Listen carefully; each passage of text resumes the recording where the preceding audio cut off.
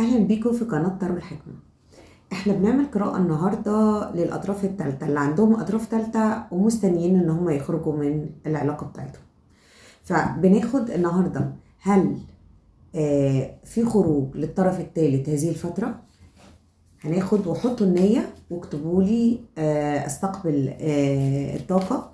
اكتبوا لي في الكومنتس استقبل الطاقة علشان تاخد الأسئلة اللي انت محتاج تعرفها والإجابات اللي انت محتاج تعرفها. ما تنساش تعمل لايك وتشترك في القناة علشان يوصلك كل جديد من قراءات الشهر. هناخد الأول طاقة العلاقة بتاعتك مع شريكك وطاقة الشريك مع الطرف الثالث.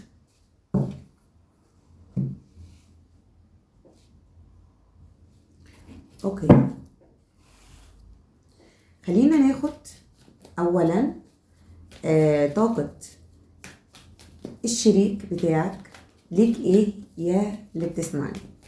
دي طاقة عامة ومفتوحة، اول ما هتشوفني او هتشوف الفيديو هتاخد كل الاجابات اللي محتاج ان انت تاخدها. بسم الله. طاقة شريكك ايه؟ اوكي، وطاقتك انت ايه يا اللي بتسمعني وحاطط النية معايا ويوصل لك كل الاجابات. وطاقة الطرف الثالث ده ايه في العلاقة؟ خلينا نتكلم الاول. طاقة شريكك حد يبدو عليه انه انسان مش هقول غيور، متسلط او مسيطر او بيحب السيطرة، عنده حماس وشغف رهيب جدا للحياة، لكن ما بيعرفش يحب. تارك موضوع الحب تماما. هو ممكن يكون بيحب العلاقة او بيحب العلاقة الجسدية او بيحب ال ال يعني السسبنس او الإثارة، يحب الإثارة ويحب العلاقات ويحب كده، بس هو مسيطر وهو شخص مسيطر. انا هقول لكم على الابراج في اخر القراءة عشان في ابراج كتير بتظهر معايا. طيب خلينا نكمل. طاقته ليك انت او انت طاقتك ايه في العلاقة يا اللي بتسمعني. بشوف ان انت شخص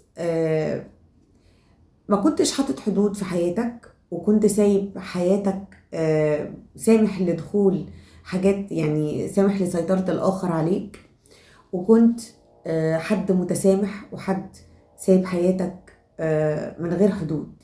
فكنت متسامح، بتفرط في حقوقك، بتفرط في حقك، بتحاول ان انت تكون شخص طيب وشخص مسالم، لكن الحاجات دي ما نفعتكش خالص يعني. لكن انا بشوف ان انت طاقتك دلوقتي اتغيرت تماما، بقيت في حال واثق من نفسك وشايف الموقف بقوتك، وشايف ان الدنيا خلاص رايحة على تحسين، على تغيير. انت شايف ان في تغيير قوي، وفعلا في تغيير قوي من عند ربنا ليك، في تغيير في شخصيتك وتغيير في روحك وتغيير في الواقع بتاعك. انت يا اللي بتسمعني لصالحك، التغيير ده لصالحك، ابشر.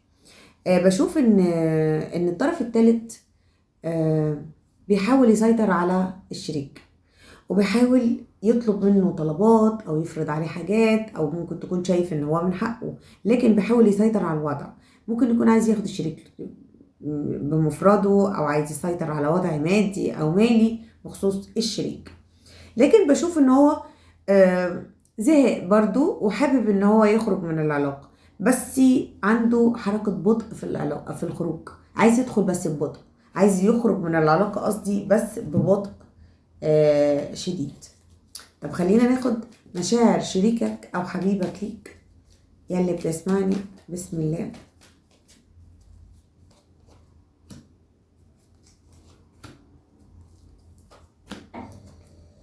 ومشاعره للطرف الثالث كمان.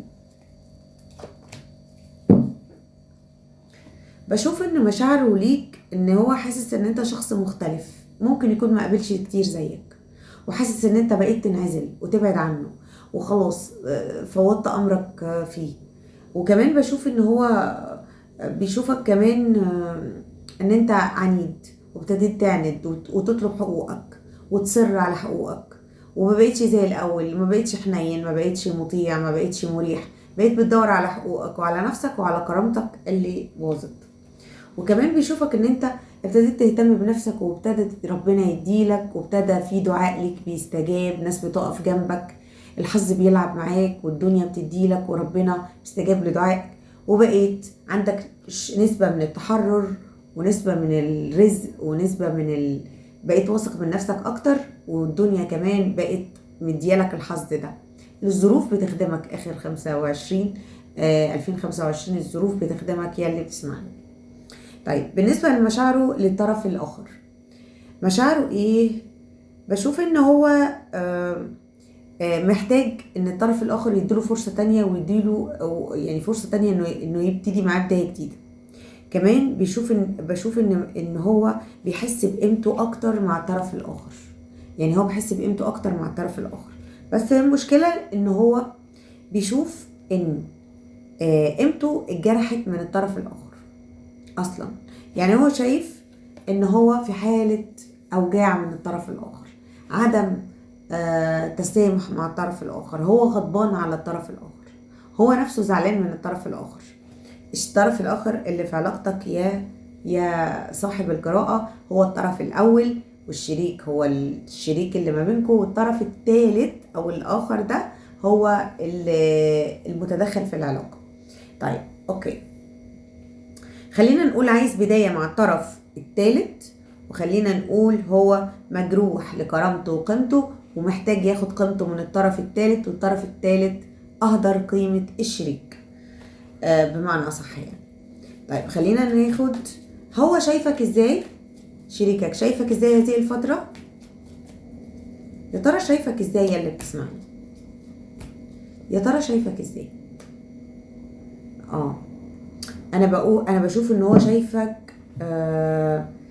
متألق، شايفك متألق، شايفك شخصيتك متغيرة وليك جاذبية وجذاب جذاب جذاب واخد الانظار، وشايفك كمان ان انت عندك قدرات ابتدت تظهر عليك ومهارات بدأت تظهر عليك، وابتدت يبقى عندك يعني فرحة كبيرة في حياتك وتألق، وعارف اللي هو انت باين قوي، انت ظاهر قوي.